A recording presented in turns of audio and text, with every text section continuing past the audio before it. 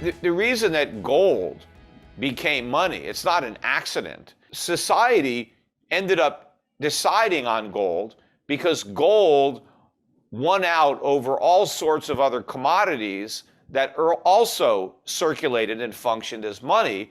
It's just that gold did a better job of being money than other commodities. But before gold was money, it was a commodity. And it's the value of gold, the metal, that underlines its value. And that's why gold is a store of value, because what gold stores is the value of it as a metal.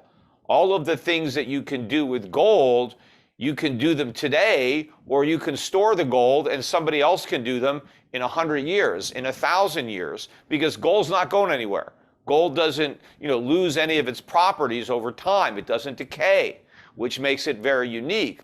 But it also has a lot of other properties that make it better money than, let's say, cattle, or other commodities that have been used, salt.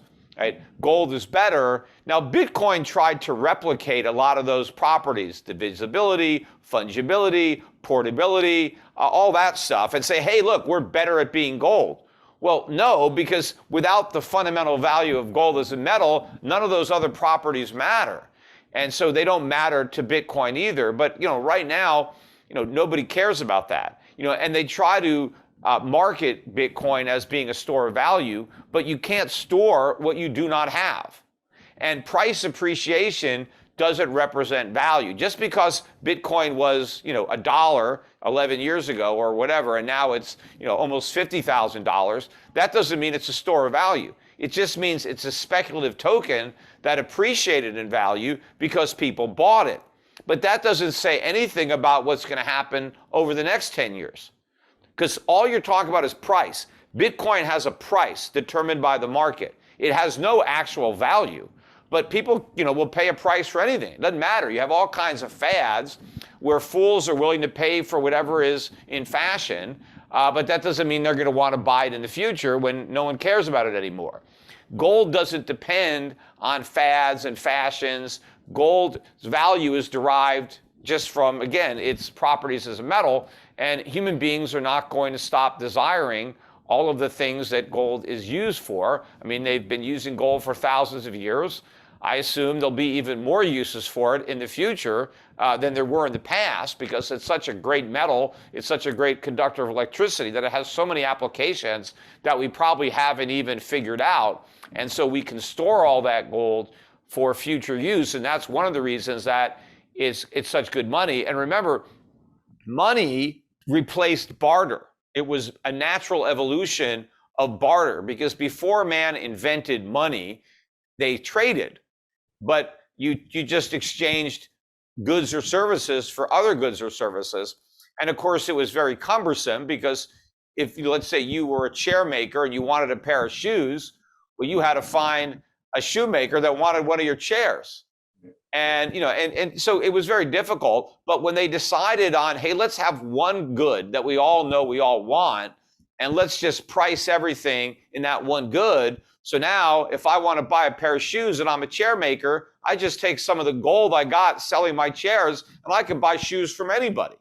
But when I exchanged my chairs for gold, I exchanged something of value, right? A chair that you could sit in for gold, something of value, a metal that could be used to make jewelry or to, adorn, other, items around the house, or, people put it in their swords or their shields. I mean, gold was a decorative metal that, had all sorts of applications, or I made different things with it. So you could use gold as a metal, so it had real value. So really what money is the most marketable commodity. So money is a commodity first.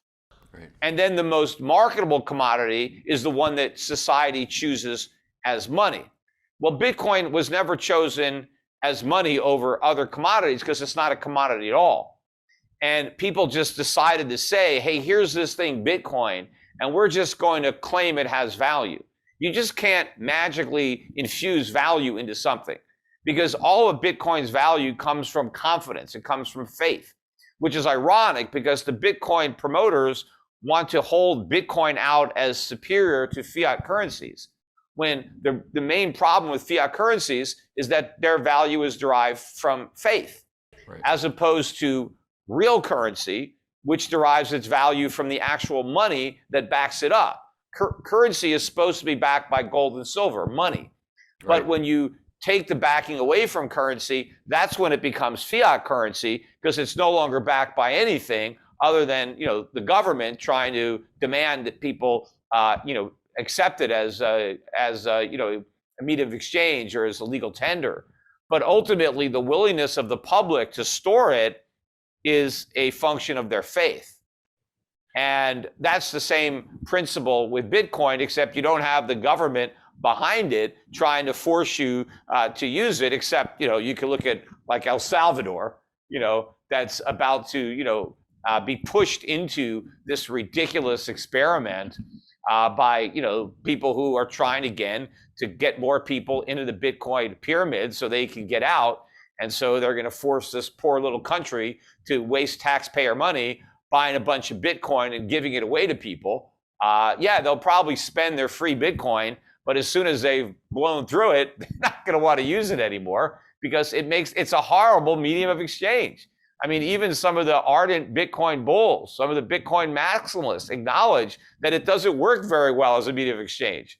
And it's not going to work well in El Salvador. They claim it just works like gold, except it works nothing like gold, because there's nothing that I can substitute Bitcoin for. If I need gold, like here I'm wearing a watch, the jeweler can't say, instead of using gold, I'm just going to use some Bitcoin. No, if you can't substitute gold for Bitcoin, and so it's not digital gold. It's just a pipe dream. So, and I'm glad you brought up the fiat currency, because in essence, with the chain of logic you use and the explanations, is saying that fiat currency, when it was backed by gold, when currency was backed by gold, hey, it was directly related to, it was a representation of gold. But when we went off the gold standard, now we've got, we have to have faith in that currency. So is there an argument, and I'd like to, actually be a fly on the wall for some of your conversations and debates with your friends who are, very bullish on Bitcoin.